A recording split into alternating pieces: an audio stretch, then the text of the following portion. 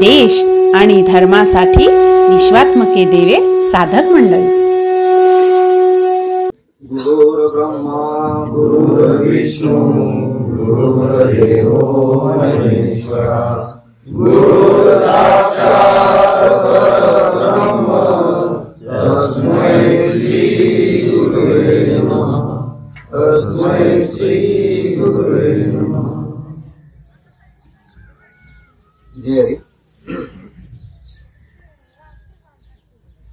महाशिवरात्रीचा आदिनाथ विश्वात्मिकेश्वर यांच्या प्रांगणामध्ये असलेला हा महाशिवरात्रीचा वैष्णव मेळावा, भव्य दिव्य वैष्णव मेळावा आणि त्याचबरोबर बरेचसे योग जुळून आलेले आहेत आणि त्यातील आजची परिपाठाची सेवा आहे। योग आपण जुळून आणलेले नाहीयेत, आपण जुळवावे म्हणून प्रयत्न केलेले नाहीयेत, परंतु भगवंताच्या प्रयोजनामध्ये असल्यानंतर आपोआप सगळे योग जुळत येत असतात। आपल्या प्रयोजनामध्ये महाकुंभचं काय नव्हतं, पण आपल्या प्रयोजनामध्ये महाशिवरात्रीचा सोहळा होता। ते कसं नियोजन झालं, कुठून झालं, कसं केलं, कोणी केलं, पण आला जुळून आला। बघा बाबांनी आता काल पण सांगितलं, काल एका भाऊने पण सांगितलं, इथं त्रिवेणी संगम झालेला आहे। पहिल्यांदा महादेव आले, वृक्ष आले आणि त्यानंतर आता गोमाता सुद्धा आली। एक सहज एक थोडीशी नजर गेली होती की बाबा शिवाला अभिषेक करत असताना गाईच्या दुधाची गरज आहे आणि तो एक फोटो पाहिला तिथे, इकडे पाठीमागे पण दिसेल, आपली जी गोमाता आहे त्या गोमातेचं जे कासेतून दूध पडते ते डायरेक्ट त्या शिवलिंगावरती त्याचा अभिषेक होत असतोय। अभिषेक करायचा आहे, गोमाता नाहीये, ते पण प्रयोजन म्हणजे ती पण आपली इच्छा कदाचित असेल सुप्त मध्ये, बाबांनी ती सुद्धा प्रगट म्हणजे पूर्ण केलेली आहे। म्हणजे काय आपण कदाचित इच्छा केली असेल, मनात असेल नसेल, असे कितीतरी योग जुळून आलेले आहेत। महाशिवरात्रीचा आज तिकडचा तो कुंभमेळ्याचा शेवटचा दिवस आणि इकडं महाशिवरात्र, योग जुळून आले। तर महाशिवरात्र का कशासाठी साजरी करायची यासाठी काल बऱ्याच गोष्टी सांगितलेल्या आहेत, तरी पण एक अजून त्यातून थोडासा विचार करायचा जर म्हटलं तर शास्त्रामध्ये अशा काही गोष्टी सांगितलेल्या आहेत की महाशिवरात्र का साजरी करायची। तर शास्त्राने असं सांगितलेलं आहे की ज्या वेळेला शिव म्हणजे ब्रह्मा विष्णू महेश पैकी नाही, शिव याच्यापेक्षा जो मूळ तत्व आहे, हे मूळ तत्व ज्या वेळेला निर्गुण निराकारामध्ये होतं आणि ज्या वेळेला ते सगुण साकार झालं, रूपामध्ये आलं, तो दिवस म्हणजे ही महाशिवरात्र। कारण अगोदर हे पूर्ण प्रलय झालेला होता आणि या प्रलयातून निर्माण करायचं होतं, म्हणजे पूर्ण अंधकारमय पूर्ण, आता तिथे काहीच नाही ना, तिथे कोठेच नव्हते काही, तेथे एक ढालगस तयार झाली, तिथे कोठेच नव्हते काही, म्हणजे त्यावेळेला पूर्ण अंधकारमय होतं किंवा त्या ठिकाणी काहीच नव्हतं, त्या ठिकाणी हे प्रगट झालं शिव स्वरूप, म्हणजे त्या ठिकाणी शिव सगुण रूपात आला, म्हणून तो दिवस, म्हणून महाशिवरात्र। अजून दुसरी गोष्ट सांगायचं म्हटलं तर शिव आणि पार्वतीचं लग्न झालं म्हणतात, त्याला दुसऱ्या भाषेत आपण सांगूया, आपल्या भाषेत शिव शक्ती मिलनाचा दिवस, शिव आणि शक्ती याच्या मिलनाचा दिवस म्हणून साजरी केली जाते ती महाशिवरात्र। अजून पुढे जर सांगायचं जर म्हटलं तर जगाची निर्मिती, त्याच्यानंतर जगाचं पालन आणि जगाचं पोषण आणि झाल्याच्या नंतर परत त्याचा लय, हे जे आहे याला म्हटलेलं आहे वैश्विक तांडव। काय म्हटलंय? निर्मिती, पालन आणि लय याला म्हटलंय वैश्विक तांडव। आता तांडव म्हटल्यानंतर आपल्याला एक गोष्ट आठवते की त्या शंकरानं, त्या भगवंतानं काहीतरी तांडव नृत्य केलं। तांडव नृत्य का केलं त्यांनी, त्याचे पण दोन भाग आहेत। आपल्याला एक माहित असेल, दुसरं कदाचित विसरलो असणार आहे, का शिव रागाला आला किंवा त्याला काहीतरी क्रोध आला आणि म्हणून त्याने ते तांडव नृत्य केलं। तर ते तांडव नृत्य आहे ते रुद्र तांडव नृत्य आहे आणि दुसरं तांडव नृत्य आहे ते आनंद तांडव नृत्य आहे। ज्या वेळेला शिव आनंदित होतो त्यावेळेला जे तांडव नृत्य केलंय त्याला आनंद तांडव म्हटलेलं आहे आता इथे जो सोहळा चालू आहे हा आनंद तांडव चालू आहे. आता हे तांडव म्हणजे एक निर्माण झालं. आता विचार करा बघा, प्रत्येकाचा श्वास चालू झाला, प्रत्येक जीवाचा, ते तांडव लय झाला, श्वास संपला आणि मध्ये जे असणारे हे प्रत्येक जीवाचं जन्माला येताच मरतानाच ही जी क्रिया आहे, ह्या क्रियेला वैश्विक तांडव म्हटलेलं आहे. आणि ते ज्या दिवशी झालं ते जे आहे त्याला म्हटलंय की महाशिवरात्र. मग आपण सुद्धा ज्या वेळेला अनुग्रह घेतला आपण त्याचेच अंश होत ना. म्हणजे आपल्याकडून सुद्धा असं काही होत असेल, अनुग्रह घ्यायच्या अगोदर आपलं जीवन कसं होतं, अंधकारमय होतं. मी कोण, देव कोण, माझा संबंध काय, देवाचा संबंध काय, मी कशासाठी जन्माला आलेलो आहे, काहीच नाही. म्हणजे अंधकारमय होतं. त्या अंधकारातून नंतर आपल्याला उजेडामध्ये आणलं, तू कोण आहेस. म्हणून या रात्रीतून आपल्याला उजेडाकडे जायचंय, अंधकारातून प्रकाशाकडे जायचे, अंधारातून आपल्याला प्रकाशाकडे जायचंय. आणि म्हणून याची प्रत्येक वेळेला स्मरण झालं पाहिजे. हे स्मरण होण्यासाठी ही शिवरात्री एकदा झालं म्हणजे परत संपलं असं नाही. म्हणून प्रत्येक वेळेला काय करायचं तर स्मरण करायचं. तर बाबांनी जे काही विषय सांगितलेले त्याच आपण थोडं स्मरण करूया. आता बघा, सकाळची गोष्ट, सकाळचीच वेळ होती आणि अभिषेक झाल्याच्या नंतर आपण सर्वजणांनी त्या शिवाचं, ब्रह्मा विष्णू महेश याच्या पलीकडे असलेला तो शिव, शंकर नाही, व्यक्ती नाही, शिव ते तत्व आहे, त्याची आपण त्या शिवलिंगाचं आपण दर्शन घेतलेलं आहे. आता दर्शनाचे बरेच प्रकार शास्त्रामध्ये सांगितलेले आहेत. बाबांनी जे आपल्याला विषय सांगितलेले आहे ऑलरेडी त्याचं आपण थोडस स्मरण करायचं आहे. बरेच स्मरण सांगितलेले आहेत, बरेच त्याचं दर्शन सांगितलेले आहे. मुखदर्शन, चरण दर्शन, आत्मदर्शन, ईश्वर दर्शन, संत दर्शन, त्याच्यामध्ये अजून जे आपले 5 शास्त्र सांगितलेले त्याला सुद्धा दर्शन म्हटलेले. न्याय, वैशेषिक, सांख्य, योग, पूर्वमीमांसा याला सुद्धा दर्शनच म्हटलेलं आहे. यातील काही दर्शन लोकांना होतात, काही दर्शन होत नाही. आपल्याला मुखदर्शन काही जर घ्यायचं असेल, कुठल्या देवाचं घ्यायचं असेल तर काहीतरी क्रिया करावी लागते, काहीतरी कृती करावी लागते. आत्मदर्शन करायचं असेल तर संतांना शरण गेल्याशिवाय आत्मदर्शन होत नाही. ईश्वर दर्शन करायचं असेल तर भगवंताला आणि संतांना शरण गेलं पाहिजे, तरच आत्मदर्शन होणार आहे.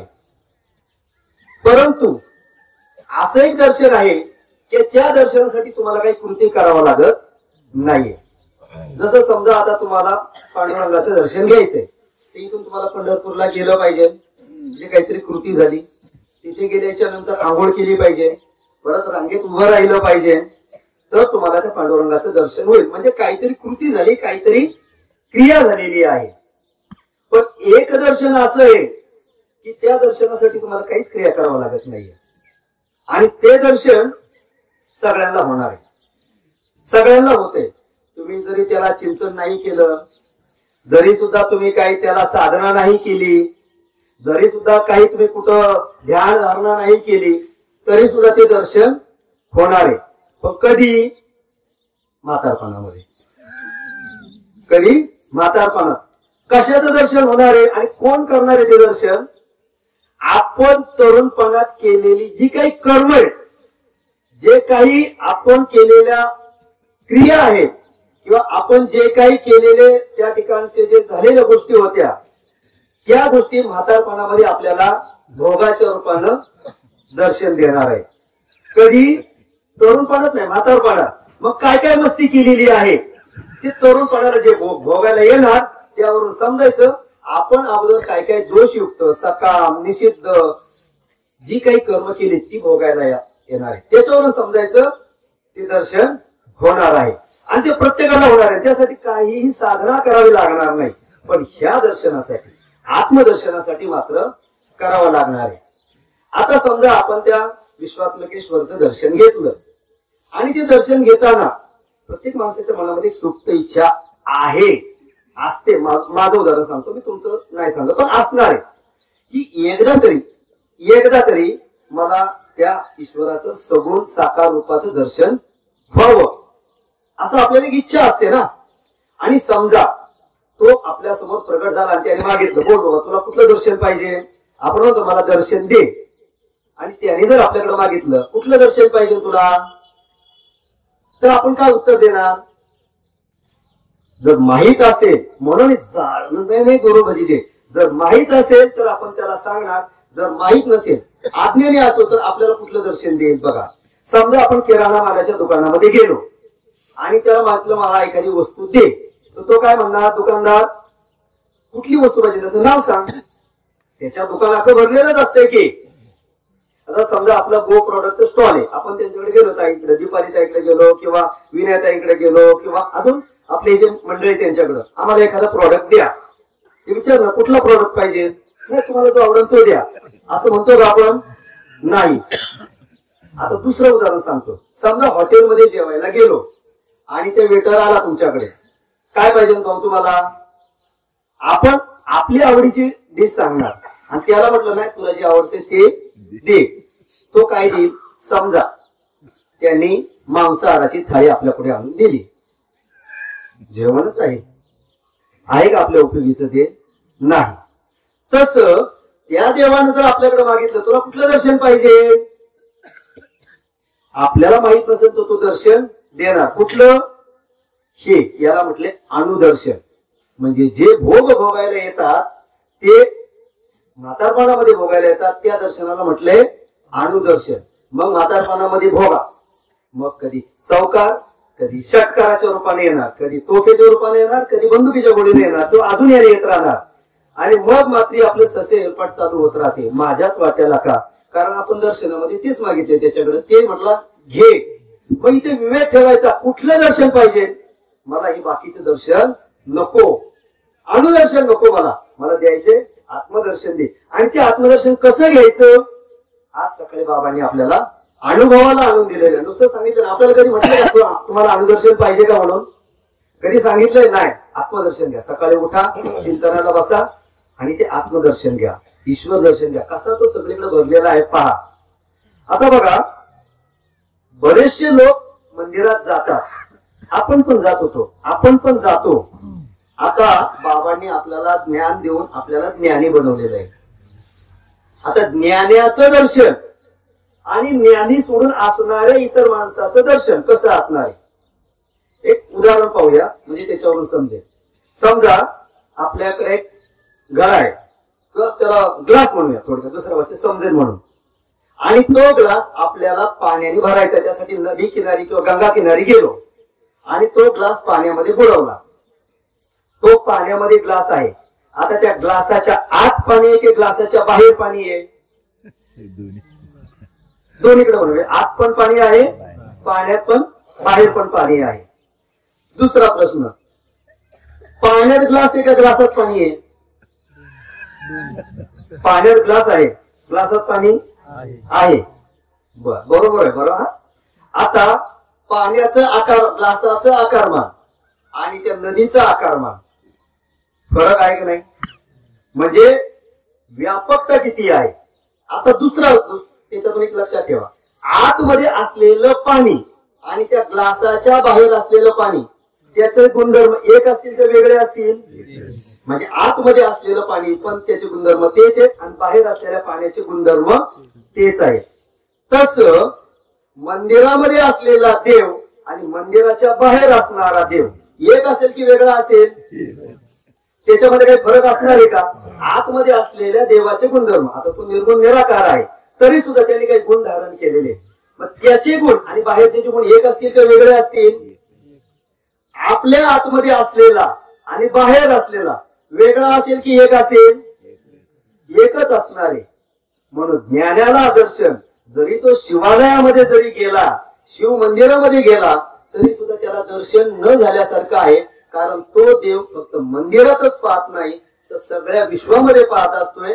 तो इथे जसा आहे तसा तेथे आहे, तसा तो विश्वामध्ये आहे. मग त्याचा अनुभव घ्यायचा आहे, तो विश्वामध्ये कसा आहे, कसा भरलेला आहे. तसा आतमध्ये असलेला देव पण तोच आहे, बाहेर असलेला देव तोच आहे, मंदिरामध्ये असलेला देव आहे.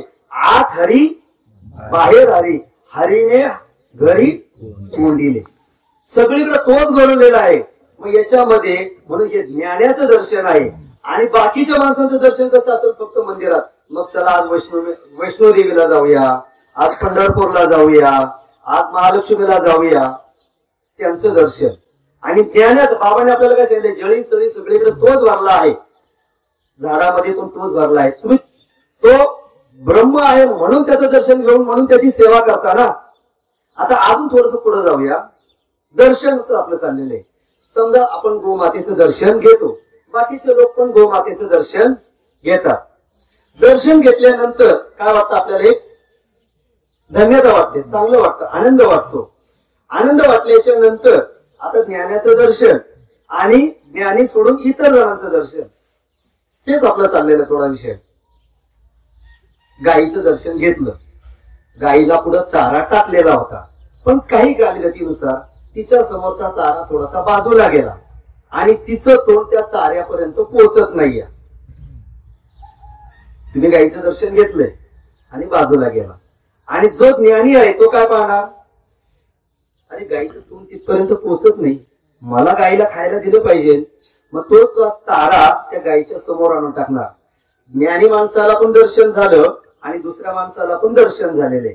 मग गायीला काय पाहिजे, गाय आशीर्वाद कधी देईल, फक्त दर्शन घेऊन असं स्पर्श करून दर्शन देईल का, तिला काहीतरी जे पाहिजे ते दिल्यानंतर ती आपल्याला आशीर्वाद देईल.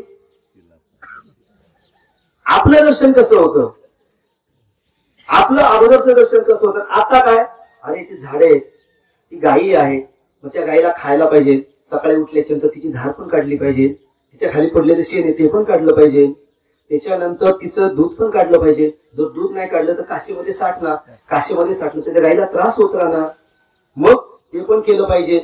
तिला चारा पण दिला पाहिजे, तिला मोकळं पण सोडलं पाहिजे, तिला बागडू पण दिलं पाहिजे, परत तिला आल्यानंतर संध्याकाळी परत चारा पण दिला पाहिजे, नुसता चारा देऊन नाही पाणी पण दिलं पाहिजे. ज्ञानाचं दर्शन. आता इथं गोमाता येते, आपल्याला अशा प्रकारे जर तिचं दर्शन जर होत असेल तर ती सदैव आपल्याला आशीर्वाद दे. तसंच झाड असेल, झाड लावलंय आपण एका ठिकाणी, पण तिथे एवढं गवत वाढले का झाड कुठे आहे ते दिसतच नाही. झाड एवढं आणि उंचीपेक्षा हात वरती केला तर एवढं मोठं गवत आहे. आतमध्ये शोधायचे ते झाड, आतमध्ये काय असतील, धूळ बसलेली असते त्याच्यावरती, तरी सुद्धा ही विश्वात्मकी देवी मंडळी त्याच्यावरती जाऊन शोधतात. का, काय देणार आहे ते तुम्हाला, ते झाड काय फळ देणार आहे लगेच, काय नाही देणार. ज्ञानाचं दर्शन. आणि बाकीचे लोक पण तिथे बरेचसे असे फिरायला येत राहतात, ते पण पाहतात झाड आहेत की, तेही लोक करतात काहीतरी काम. दर्शन कसं दर्शन झालं, मग बाबांनी ह्या रीतीनं आपल्याला आणून ठेवलेलं आहे. आता हे दर्शन आपल्याला पण होते, त्यांना पण होते. आता दर्शन फक्त डोळ्यानेच घ्यायचंय का, बाबा सांगतो इथे आल्याच्या नंतर कानाने दर्शन घ्या. दर्शन कानाने घ्या. तुम्ही काय चाललाय, काय विषय सांगता तो समजून घ्या, म्हणजे कानानं दर्शन घ्यायचंय. आतापर्यंत आपल्याला हात जोडल्याचं दर्शन माहित होतं, आता बाबांनी कानानं दर्शन घ्यायला सांगितलंय. आणि बाजारात भाऊ रोज टाकतात, मनाच्या कानाने श्रवण करा. मनाच्या, आता मन त्याला आकार आहे का, आता मनाला कान कशी असतील, मनाच्या म्हणजे किती फक्त श्रवण झालं पाहिजे, ऐकू नका, श्रवण करा. आणि त्या श्रवणातून मग तुम्हाला त्या ईश्वराचं खरं दर्शन होणार आहे. आता ते दर्शन झाल्याच्या नंतर पुढची प्रक्रिया काय होत राहते बघा. आता तुम्ही गायीची सेवा केला, त्याच्यानंतर तुम्ही आता विश्वात्मक देवीची सेवा केला, म्हणजे मंदिरामध्ये असलेला देव. आता हा ज्ञानी सुद्धा मंदिरामध्ये जातो आणि अज्ञानी असलेला सुद्धा मंदिरामध्ये जातो. पण ज्ञानी काहीतरी मागण्यासाठी जातो, काहीतरी देव अज्ञानी जो आहे काहीतरी मागण्यासाठी जातो, आणि ज्ञानी मात्र काही मागण्यासाठी जात नाहीये. म्हणजे त्याचं जे दर्शन आहे ते दर्शन स्वसुखासाठी दर्शन नाहीये, आणि ज्ञानी माणसाचं दर्शन जे आहे ते स्वसुखासाठी नाही, तर ईश्वराच्या, त्या परमेश्वराच्या सुखासाठी आहे, त्या परमात्म्याच्या सुखासाठी आहे. त्याला कसं बरं वाटेल, त्याला कसा आनंद होईल, त्याला कसं सुख वाटेल, याच्यासाठी त्याचं दर्शन आहे. आणि अज्ञानी माणसाचं दर्शन मात्र मला कसा फायदा होईल, मला काही त्याच्यातून दर्शन केलं तर मला काहीतरी सत्कर्म होईल, माझ्याकडून काहीतरी पुण्य होईल, मी काहीतरी सद्गतीला लागेल. पण इथं अज्ञानी म्हणतो माझं, तो ज्ञानी येतो म्हणतो माझं काय व्हायचे ते होऊ दे, आता समजा गाईचे शेण काढताना कदाचित गाईला पण मारेल, कदाचित शिंग पण हलवत असेल, होऊ दे. झाडाची साफसफाई करत असताना काय व्हायचं ते होऊ दे, पण मी झाडाची साफसफाई कर, म्हणजे तो स्वतःच्या जीवाची पर्वा करत नाही. असंच उदाहरण बाबांनी आपल्याला बऱ्याच वेळेला सांगितलेलं आहे की देव आजारी पडले आणि नारद मुनी गेले तिथे. म्हणे देव का विचारलं रुक्मिणी मातेला, देव कुठे? म्हणे देवाला ताप आलाय आणि ते आराम करतात. देवाला ताप आलाय? गेले. काय झालं देवा? आणि म्हणे मला ताप आलाय. ताप आलाय मग काय औषध पाणी घेतलं का नाही? ना म्हणे औषध आहे, देणार कोण? म्हणे आता देणार कोणी नाहीये. म्हणे असं काय औषध आहे मला सांगा, मी आणतो. म्हणे औषध आहे तर म्हणे माझ्या पायाच्या भक्ताची धूळ माझ्या कपाळाला लावली की जाणार, पण एक अट आहे. म्हणजे काय? ती जर कपाळात जो भक्त देईल त्या पायाची धूळ तो मात्र नरकात जाईल. मग तुम्ही देता का? नारद मुनी अरे म्हणे नरकात जाणार आणि धूळ घेऊन मी जर नरकात जात असेल तर नको रे बाबा, मी तर तुमची सेवा करायची. मग म्हणे असं कोण कोण आहे का अजून कोणी? तर तेव्हा देवाने सांगितलं का जा त्या गोकुळामध्ये बघा, तिकडे त्या चिखलीमध्ये, वाडीमध्ये, आव्यामध्ये, त्याच्यानंतर या मासळवाडीमध्ये, साताऱ्यामध्ये कोणी आहे का बघा. तिकडं जरा गोकुळ झाले तयार, तिकडे कोणी असेल का बघा. गेला त्या गवळणीला विचारायला. म्हणे काय? ना म्हणे देवाला ताप आला, देवाच्या पायाची भक्ताची धूळ पाहिजे, पण आठ एक की आम्ही तो जो देईल तो मात्र नरकात जाईल. पण ठीक आहे, त्याच्या सुखासाठी जर आम्हाला नरकात जावं लागत असेल तरी चालेल, जाऊ आम्ही, काय हरकत नाहीये, पण तो बरा झाला पाहिजे. तसं ही विश्वात्मके देवी मंडळी, जरी मला त्रास झाला, सर्दी झाली, खोकला झाला, जखम झाली, पडलो, काय लागलं, फुटलं, तुटलं, कोणाला पायाला जखमा झाल्या, कोणी काय झाडाला जात असताना गाडीवरून पडलं, पाय मोडला, तो मोडू दे, हरकत नाही, पण मी जाणार. गायीनं शिंग मारलं, लागू दे, हरकत नाही. गायीनं पायावर पाय दिला, नख निघलं, असू दे, हरकत नाही. मला त्रास झाला तरी चालेल, पण मी जाणार. गायीला मला चारा द्यायचा आहे, मला त्यासाठी चहा नाही भेटला तरी चालेल, असे वेळ तर द्या, नाही तुम्ही चाललो. कोणासाठी चिंतन? स्वसुखासाठी चिंतन नाहीये, त्या गोमातेसाठी, जिच्या पोटात 33 कोटी देवे, तिची सेवा झाली का ती बरोबर आपल्याला आशीर्वाद देतात. आता त्याचा परिणाम बघा, आपल्याला हे सगळं का भेटतंय? तर जे बाबांनी बोध केलेले आहेत ते ग्रंथ रूपाने आपल्या जवळ आहेत, त्याचं आपण श्रवण मनन चिंतन करतोय, परिपाठ येत राहतात, संदेश येत राहतात, वारंवार श्रवण होतोय. हे जर ग्रंथच नसते तर विचार नसते. त्यांनी सांगितलेले आहेत विचार, पण ठराविक ठिकाणी सांगितले, काही ठिकाणी ते विचार पोचलेले नाहीये. त्यांना काय, त्यांचं काय? माऊलींना ज्ञान होतं, पण बुडते हे जन न देखवी डोळा, हे विचार सगळ्यांना कळाले पाहिजेत. म्हणून गीता आली, ज्ञानेश्वरी आली, भागवत आली. तुम्ही संत बाप, विश्वात्मके देवे, सिद्धांत संग्रह, भगवत भाव, भगवत भाव सेतू, प्रवचन माला. आपल्या सोबत भगवत भाव नसतं, संत बाप नसतं, काही नसतं, आपण काय केलं असतं? आपण सुद्धा इतरांसारखेच असतो. बुडते हे जन न देखवे डोळा, डोळ्याला दिसत नाहीये, नंबर वाढलेला आहे, वाचता येत नाहीये, तरी सुद्धा टाईप करतात. काय पडलेले, काय आपण देतोय? परमात्म्याच्या सुखासाठी, परमात्म्याच्या सुखासाठी. तो सुखी झाला पाहिजे तर दर्शन. आणि जेव्हा असं होतं त्याचा परिणाम काय होतो बघा, त्या गायी खुश होतात, आनंदित होतात, झाड खुश होतात, आनंदित होतात, आणि ते आनंदित झाल्याच्या नंतर आशीर्वाद देतात. आणि त्या आशीर्वादाचं फळ म्हणून आपल्या जीवनामध्ये जे दुःख येतं, प्रत्येकाच्या जीवनात दुःख येतं, कोण नाही असं का कोणाच्या जीवनात दुःख आलेलं नाही, ते प्रत्येकाच्या जीवनात दुःख येतंय, पण त्या दुःखाचा प्रभाव मात्र जाणवत नाहीये. अगोदर पण दुःख येत होतं, अनुग्रह घ्यायच्या अगोदर, आता पण दुःख येतंय, प्रभाव जाणवतो का त्याचा? कसं काय दुःख कमी झालं? कोणी केलं दुःख कमी?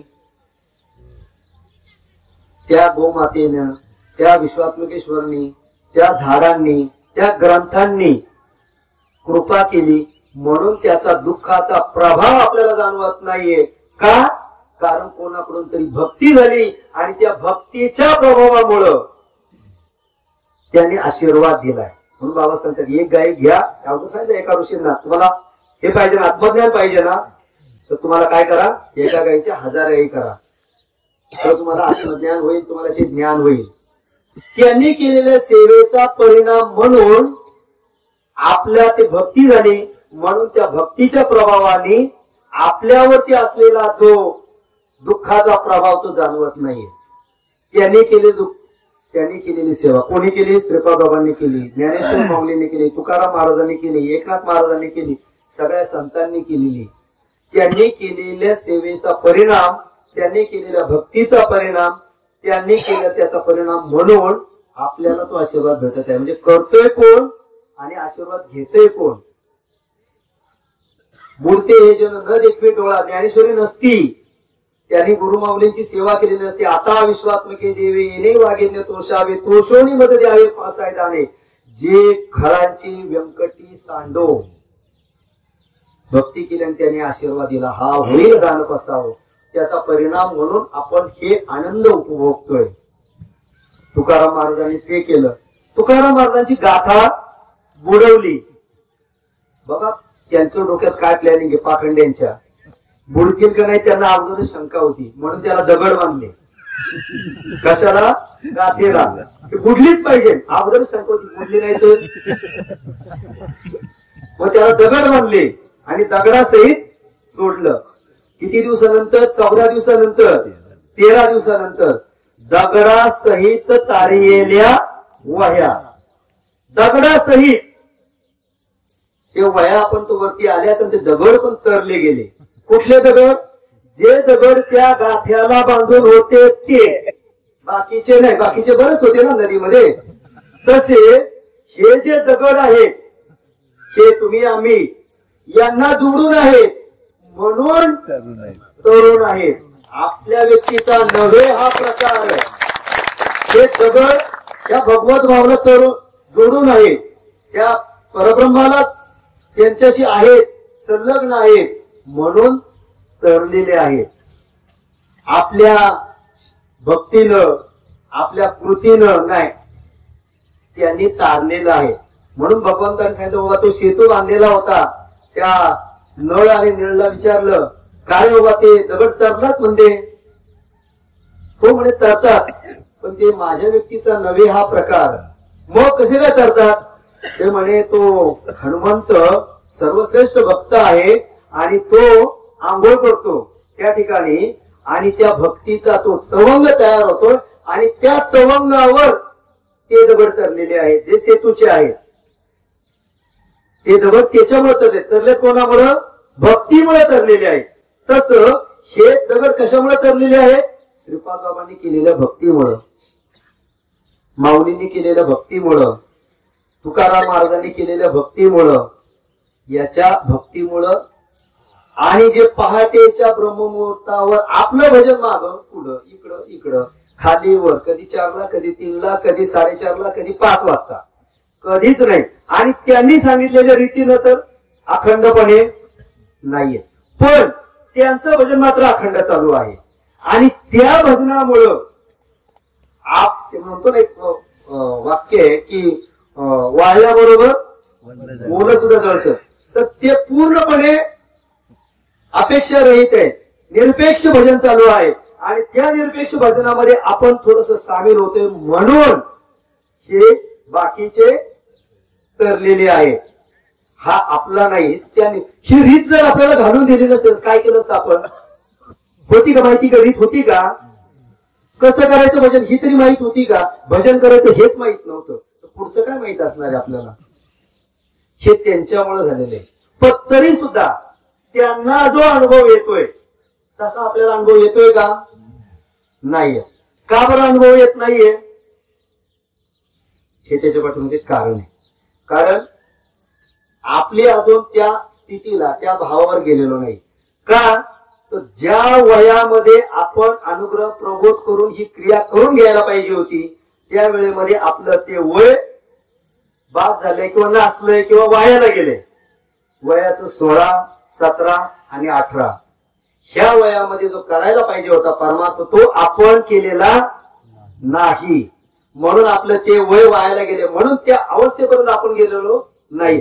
पण बघा काय प्रयोजन असेल काय माहित नाहीये. आपण तर आता त्याच्या वयातून पुढे गेलेलो आहे, पण बुडते हे जन न देखील डोळा, इथून पुढे येणाऱ्या पिढीचं काय, त्यांचं पण वय वायाला जायला नको, म्हणून हे बाल आता प्रवचनकार म्हणायचं की त्यांना बाल ब्रह्म म्हणायचं. ब्रह्म बाल पण असू शकत नाही, माता पण असू शकत नाही, पण वयाचा विचार करायचं म्हटलं तर त्यांचं वय वायाला जाऊ नये, नासू नये, त्याची दुर्गंधी येऊ नये, म्हणून त्यांच्यासाठी वैष्णव मेळावा, त्यांच्यासाठी हे. आणि मला तर वाटते त्यांच्यासाठी आपल्या लोकांना हे ऐकण्यासाठी बोलवलेलं असावं. त्यांचं वय वायाला जाऊ नये म्हणजे त्यांचं काय प्रयोजन असेल बघा, आपल्या डोक्यात पण नाही, आपल्या मनात पण नाहीये. आणि हे त्यांनी केलेल्या त्या प्रयोजनाचं हे आहे. आपलं वय वायाला जाऊ नये.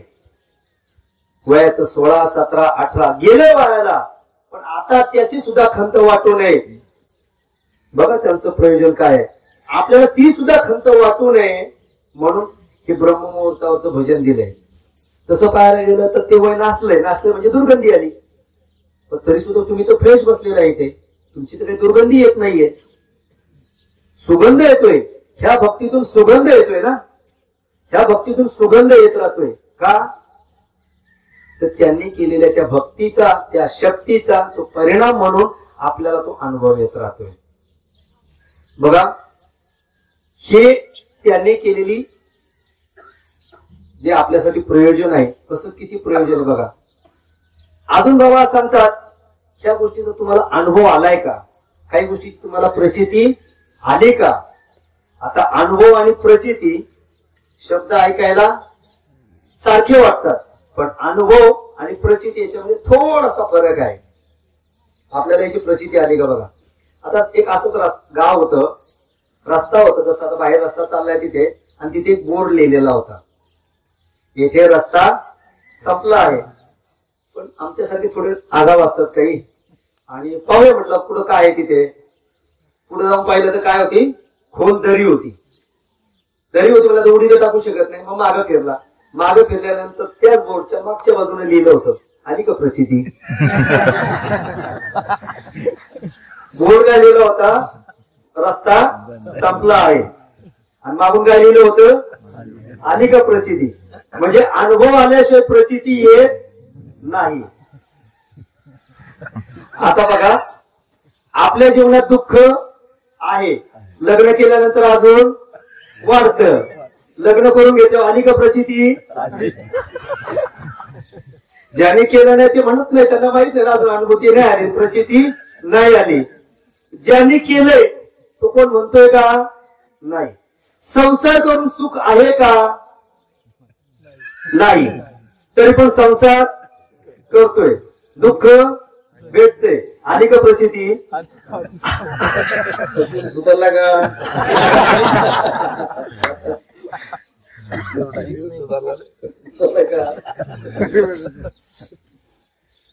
बघा अजून बाबाने पुढे सांगितलेले, मार्मिक बाबा असल्याला एवढं सहज बोलणे हित उपदेश करत राहतात, सहज बोलतात. तुम्हीच देव आहात याची तुम्हाला प्रचिती आली का. आणून दिली, आपलं लक्ष नाही त्याच्यावरती. अनुग्रहाला झाल्यानंतर, चिंतनाला बसवल्यानंतर जी अवस्था झाली, हे कशाचं प्रतीक आहे, हे कशाचं प्रतीक आहे.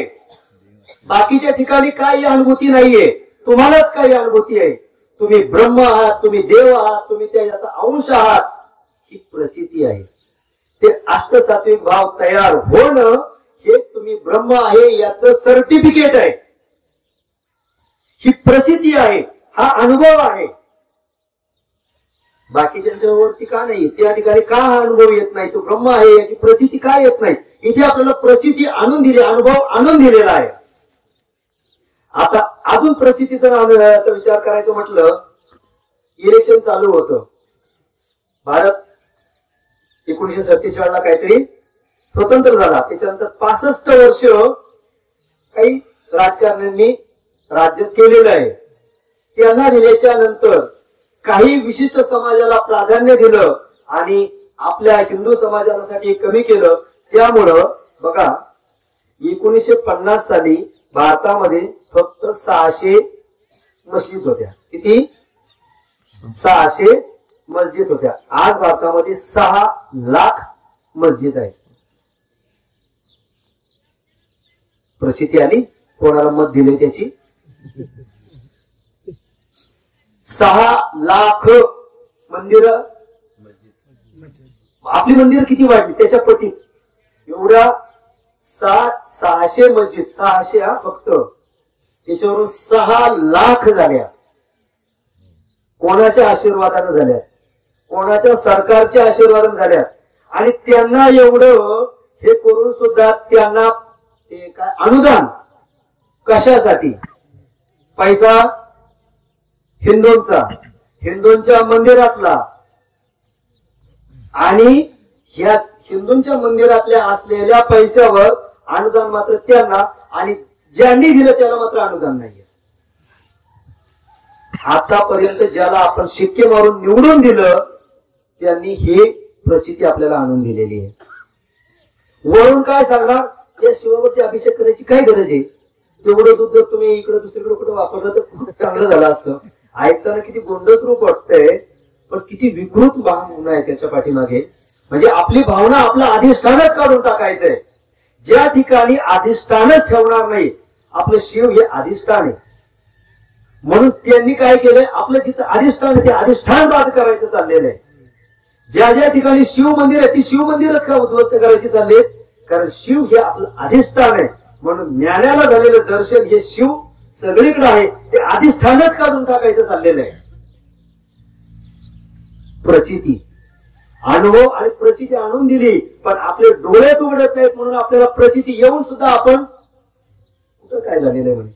काल ते दर्शन भाऊनी सांगितलं 11 तो तोडलेत, 1च तो तोडले, 11 अजून शिल्लक आहेत.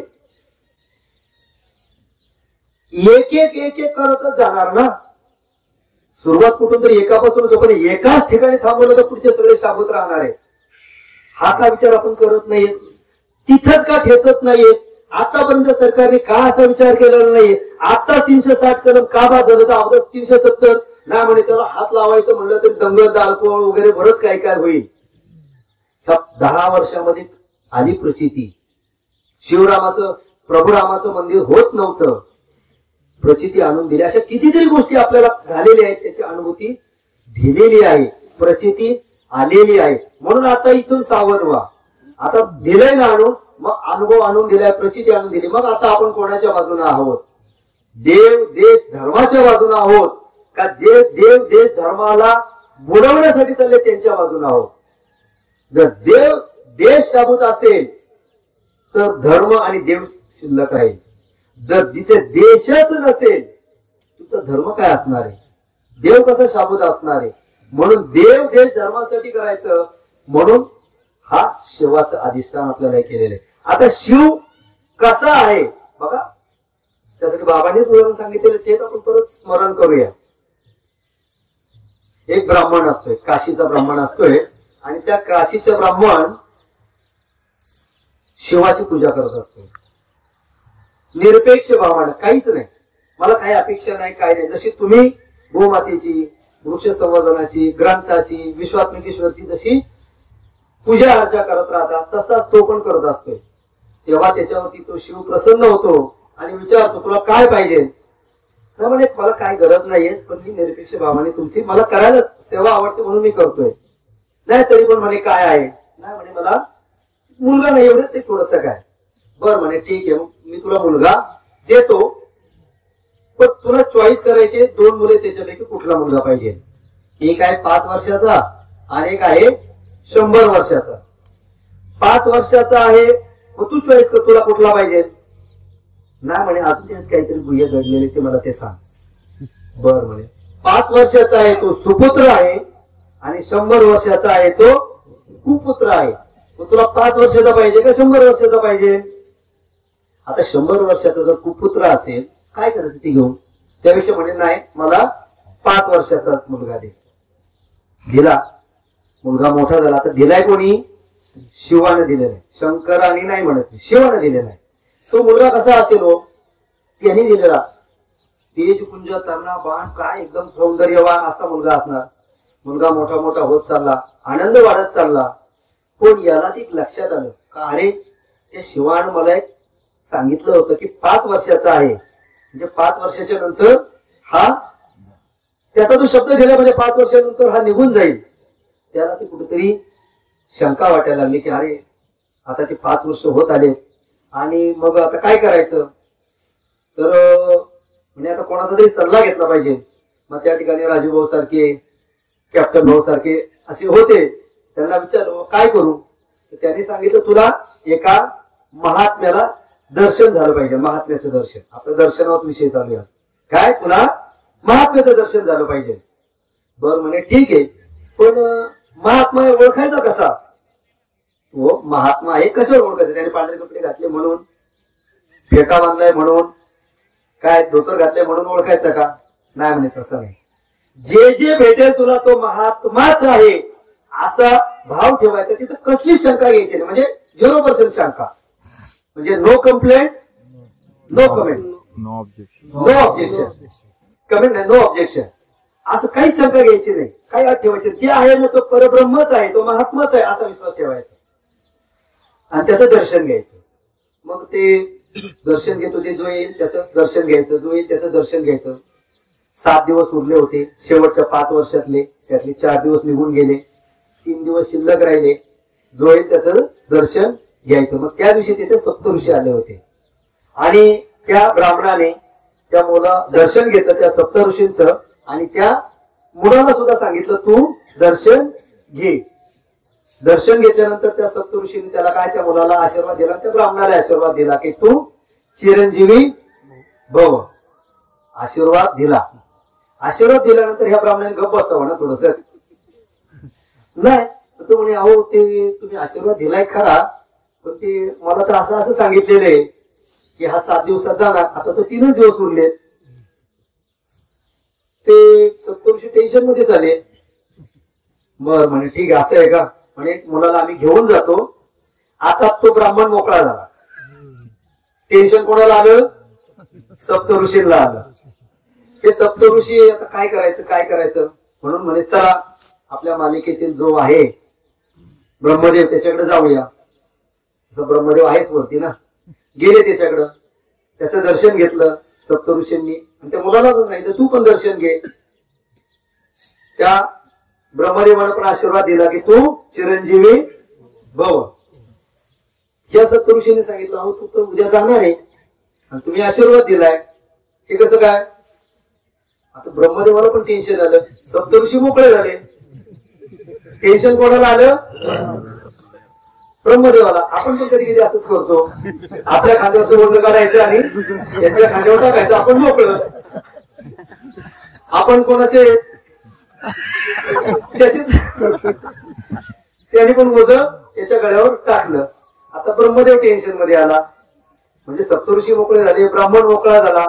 त्या पोराला त्याचं काही घेणं देणं नाही, काहीच नाही. तो आपला मोकळा, तो आनंदात आहे, कारण त्याला माहिती मी कोणापासून आलेलो आहे ते. मग ब्रह्मदेव दुसऱ्या दिवशी त्या भगवंताकडे गेले, भगवंताला नमस्कार केला आणि त्या भगवंतांनी पण आशीर्वाद दिला काय, चिरंजीवी भव. मग ब्रह्मदेवाने विचारलं अहो आता उद्या जाणार आहे तुम्ही आशीर्वाद दिलाय. भगवंताला लक्षात आलं हो मी आशीर्वाद दिला, त्याच्या ती गोष्ट लक्षात आहे, म्हणजे तो कधी विसरत नाही. आपण 10 वर्षापूर्वी काय केलंय, 100 वर्षापूर्वी काय केलंय, 100 जन्मामध्ये काय केलंय हे कोण विसरत नाही तो. तस या सद्गुरूंना आपण काय केलं हे सगळं लक्षात असते. आपण कधी काय बोललोय, काय कृती केली, कशी कृती केली हे त्यांना माहित असते. तसं त्या भगवंताला लक्षात आलं. भगवंतांनी सांगितलं तुम्ही जावा, मी काय आहे ते पाहतो. नंतर त्या मुलाला बसवलं आणि त्याला एक मंत्र दिला. मंत्र म्हणूया आपण त्याला, ओम नमः शिवाय हा मंत्र म्हणायचा. आज आपण तो म्हणतो ना, आता महाशिवरात्री म्हणून तो मंत्र म्हणायला दिला आणि तो मुलगा तो मंत्र जप चालू केला. आता 5 वर्ष भरले, तर शेवटच्या दिवसातील, शेवटच्या तासातील, शेवटच्या मिनिटातील शेवटच्या सेकंदाला यमाने फासा टाकला. जसा याने फासा टाकला तसं त्याने त्या शिवलिंगाला मिठी मारली. आता शिवलिंगाला मिठी मारल्याच्या नंतर काय आहे, त्या ठिकाणी त्या शिवाला प्रगट व्हावं लागलं. पण तिथे यमदूत पण हजर आहेत. यमदूतांना विचारलं तुम्ही काय, नाही म्हणे याचा आज दिवस संपले, याचे वेळ संपलेली आहे. म्हणे नाही, म्हणे अहो 5 वर्षाचं होतं आणि आता वेळ संपलेली आहे. म्हणे तुम्ही कॅल्क्युलेशन कसं केलं. म्हणे मानवी माणसाचं वय किती आहे, 100 वर्ष. अशा हिशोबाने 5 वर्षाचं मी केले ना. म्हणजे हे तुमचं गणित आहे, माझं गणित वेगळं आहे, तुमचं गणित वेगळं आहे. याला मी 5 वर्षाचं दिलेलं आहे. माझे 5 वर्ष तुम्हाला माहिती आहे का, तुला माहिती आहेत का, माझे 5 वर्ष तुला माहिती आहेत का कसे आहे. म्हणजे नाही. म्हणजे मग आता कॅल्क्युलेटर काढा आणि मी सांगतो ते आकडे लिहा आणि तुमचं कॅल्क्युलेशन मला सांगा. 1,53,83,108 वर्ष म्हणजे ब्रह्मदेवाचा एक दिवस. किती, 1,53,83,108 वर्ष म्हणजे ब्रह्मदेवाचा एक दिवस. असे 365 दिवस म्हणजे एक वर्ष. असे 100 वर्ष त्याचं आयुष्य म्हणजे गुणिले 100 हे झालं ब्रह्मदेवाचं आयुष्य. असं ब्रह्मदेवाचं आयुष्य म्हणजे माझा एक दिवस म्हणे. असा एक दिवसाचे 365 दिवस म्हणजे एक वर्ष. आणि असे 5 वर्ष आयुष्य मी त्याला दिलेलं आहे. बघा, आशीर्वाद कोणी दिलाय, शिवाने दिलेला आहे. आता ज्याला आशीर्वाद दिला तो म्हणजे ते मार्कंडेय ऋषी. कोणाला आशीर्वाद दिलाय, ते मार्कंडेय ऋषी.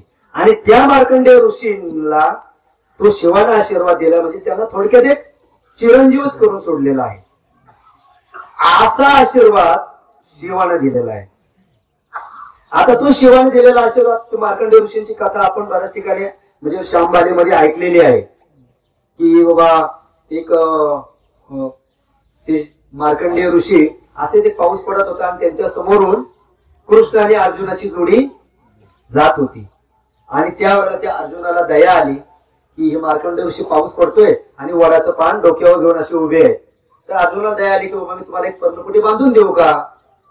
तर म्हणे तू पर्णकुटी बांधून देऊन काय, बांधून देऊ नकोस. म्हणे का, म्हणजे तुझी पर्णकुटी आता त्याच्या एवढ्या आयुष्यापुढे 1,83,83,108 वर्ष गुणिले 365 गुणिले परत 100 गुणिले परत 365 असे एवढं हे करायच्या नंतर म्हणजे तुझी ती झोपडी एका सेकंदासाठी सुद्धा असेल का. एक सेकंद सुद्धा खूप मोठं, मायक्रो सेकंद सुद्धा असेल का. म्हणजे नको दिवस मला हे बांधून. म्हणे ही तुमची कृष्ण आणि अर्जुनाची जोडी अशी खूप त्रेतायुगात येऊन गेली, द्वापारयुगात येऊन गेली, सतयुगात येऊन गेली, कलियुगात येऊन गेली, असे कितीतरी पिढ्या आलेत आणि गेलेत, पण ही जोडी मात्र आहे. कोण सांगतंय, मार्कंडेय ऋषी सांगतात. आणि म्हणून मला ती नको. असे मार्कंडेय ऋषींचं एक अजून एक वर्णन श्यामबाला प्रकरणामध्ये आलेलं आहे का ते चिंतनाला बसलेले असताना त्यांच्या समोर एक झाडा ते पान होतं आणि त्या पानावरती श्याम वर्णाचं बाळ होतं आणि ते पुढे चालून त्याची श्यामबाला तयार झालेली आहे. श्यामबाला म्हणजे ते मार्कंडेय ऋषींचं हे आलेलं आहे. बघा, म्हणजे ती श्यामबाला तयार केली कधी, त्या श्यामबालेच्या अगोदरपासून मार्कंडेय ऋषी आहेत आणि त्यांच्या नंतर पण आहेत. आता ज्यांनी ही कथा सांगितली ते कोण असणार आहे, त्यांना माहिती ती कथा म्हणजे ते कोण आहेत, ते तेच आहेत. आता त्यांचं आयुष्याचं आपण म्हणजे तोच तो ब्रह्म, तेच ते शिव, ज्याचं या ठिकाणी शिवलिंग आहे. शिवलिंग कोणाचं आहे, त्या शिवाचं आहे. आता हे शिवलिंग कसं आहे बघा, त्या ब्रह्माला काय म्हटलं आपण, ओम या नावानं आपण त्याला संबोधलं गेलं आणि त्याने लगेच आपल्याला प्रतिसाद दिला. आता ते ओम आणि ब्रह्म एकाच आहे, त्यालाच शिव म्हटलेला आहे, त्यालाच ब्रह्म म्हटलेला आहे. पण आपण ओमची पूजा करू शकतो का, नाही करू शकत. म्हणून त्या ओमची पूजा नको, ओमची पूजा करता येत नाही ही आपली शंका म्हणून हे शिवलिंग आहे. हे शिवलिंग त्याचं प्रतीक आहे. कोणाचं? त्या ब्रह्माचं आहे. हे शिवलिंग कोणाचं प्रतीक आहे? त्या शिवाचं प्रतीक आहे, ते ओमचं प्रतीक आहे. म्हणजे शिवलिंगाची पूजा म्हणजे ते ओमची पूजा, त्या ब्रह्माची पूजा आहे. आणि ती पूजा त्याची स्थापना इथे झालेली आहे. बघा किती मोठं आपलं भाग्य असेल. एवढा ब्रह्मांडाचा, एवढ्या त्या आयुष्याचा विचार करायचा म्हटलं तर त्या शिवलिंगाची इथे स्थापना व्हावी, त्या ब्रह्माची इथे स्थापना व्हावी. बघा असं ब्रह्म ते ओम. बघा आता ओमचं परत अजून थोडस हे करूया. बाबांनी आपल्याला चिंतनाला बसवतात आणि चिंतनातून प्रबोधातून जो नाद निघतोय त्या नादाला काय म्हटलंय? अनाहत नाद. आणि त्या अनाहत नादातून पुढे पुढे चालून आतमध्ये तो नाद, तो सोम, आणि बाहेर ब्रह्मांडामध्ये आहे तो ओम. ओम आणि आतमधला असलेला तो. त्या चिंतना बसल्यानंतर त्या अनाहत नादातून जो ध्वनी बाहेर पडतो त्याला ओम. सोम मधून पुढे चालून चालून ओम तयार झाला. आणि त्या ओम पासून पुढे चालून चालून हे एक एक स्वर शब्द तयार झाला. एका शब्दातून पुढे वाक्य तयार झालं, वाक्यातून पुढे पुढे प्रबंध तयार झाले, आणि त्याच्यातून पुढे पुढे एक एक शब्द निर्माण होत गेला. मग समजा दगड हा शब्द आला, लगेच दगडी वस्तू तयार झाली. गाढव हा शब्द आला, गाढवी वस्तू आली. झाड हा शब्द तयार झाला, झाड ही वस्तू तयार झाली. म्हणजे या ब्रह्मांडाची निर्मिती कुठून झाली? ओम पासून झालेली आहे. म्हणजे ओम आणि तो वेगळा नाहीये. तो ओम तुम्हाला कुठे ऐकायला येतो? तो सोम कुठे ऐकायला येतोय? आतमध्ये ऐकायला येत राहतोय. म्हणजे आत असलेला आणि तो वेगळा नाहीये, पण तरी सुद्धा अधिष्ठान असलं पाहिजे म्हणून ज्ञानासाठी ते निर्माण केलेलं आहे. जरी तो सगळीकडे पाहत असला तरी सुद्धा अधिष्ठान पाहिजे म्हणून अधिष्ठानाची निर्मिती केलेली आहे. आतमधलेला असलेला ओम आणि तो वेगळा नाहीये, हा आतमध्ये. आणि म्हणून त्या ओम पासून असं एक एक शब्द तयार होत आणि त्या ब्रह्मांडाची निर्मिती झालेली आहे. म्हणजे निर्मिती व्हायला कारण कोण? ब्रह्म, ओम, आणि तो तुमच्या आतमध्ये बसलेला आहे. म्हणजे तुम्ही सुद्धा त्याचा अंश आहे याची जाडाजुडी करून दिलेली. बघा तुमच्यापासून ते तयार होते. ओम तुमच्या आतमध्ये होतो ना तयार, सोम तयार होतो ना, म्हणजे तुम्ही त्याचा अंश आहे. प्रचिती, याचा अनुभव आणि त्याची प्रचिती आणून दिलेली आहे. तो आतमध्ये कसा बसलेला आहे बघा. आपण खरं पण बोलतो, खोटं पण बोलतो, आपल्याला माहिती आहे. पण आपण खरं बोलतो का खोटं बोलतो कधी लोकांना सांगतो का? मी खोटं बोललो असं कधी कोणाला सांगतो का? मी चुका केल्या, मी दोष गेलो, दोष लागला, किंवा वाईट बोललो, किंवा काहीतरी अनिष्ट बोललो असं कधी लोकांना सांगतो का? नाही सांगत. पण आपल्याला माहित असतं का? नाही असतंय.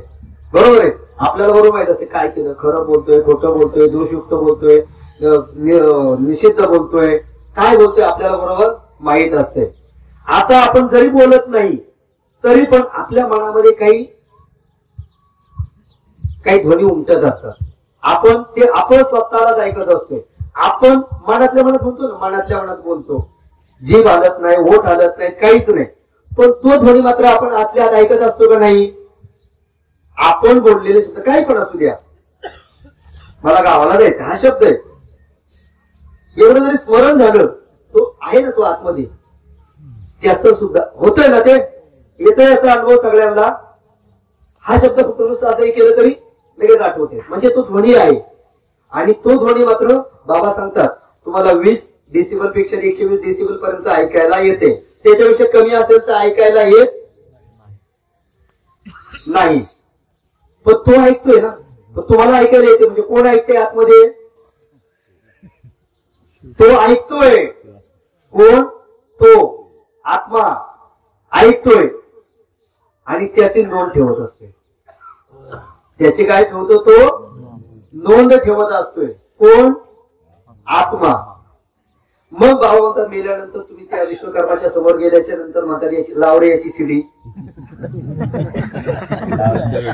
लावरे तो व्हिडिओ, आणि मग लावल्यानंतर ते व्हिडिओ मध्ये याने काय काय केलं ते दिसतंय.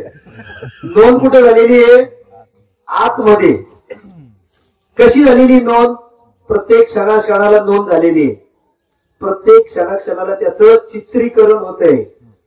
बाबा मला सांगितलं तुमचं सगळं चित्रीकरण चालू आहे, ड्रोन कॅमेरा फिरतोय,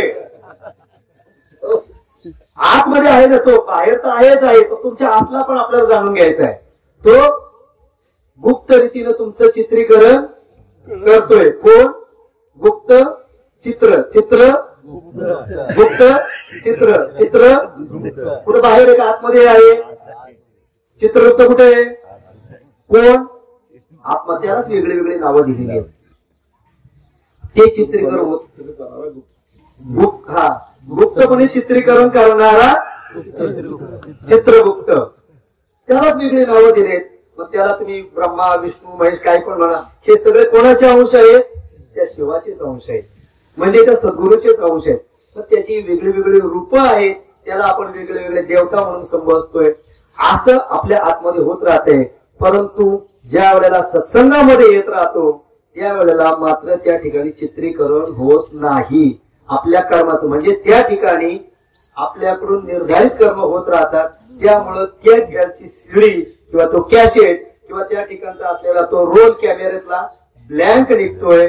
म्हणून त्या ठिकाणी ह्या सत्संगामध्ये ज्या वेळेला येत राहतो त्यावेळेला मात्र तिथे गेल्याच्या नंतर अरे इथं तर काहीच कर्म झालेली नाहीयेत, इथं काही दोषयुक्त झालेलं नाही, आणि त्याचा परिणाम म्हणून आपल्याला आनंद भेटत राहतोय. म्हणून आपली पाठी जर कोरी ठेवायची असेल त्याच्या बाहेर फिरू नका. बरे लोक लय जाते दोन डॉक्टर बाहेर असतात.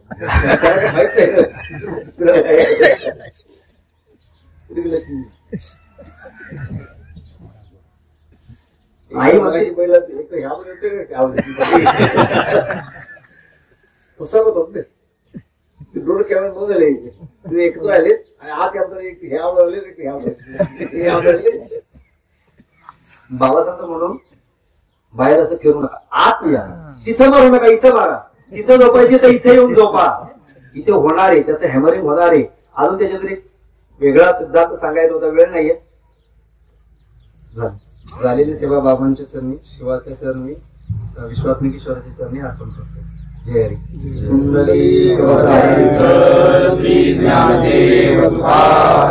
पंढरीनाथ भगवान की जय.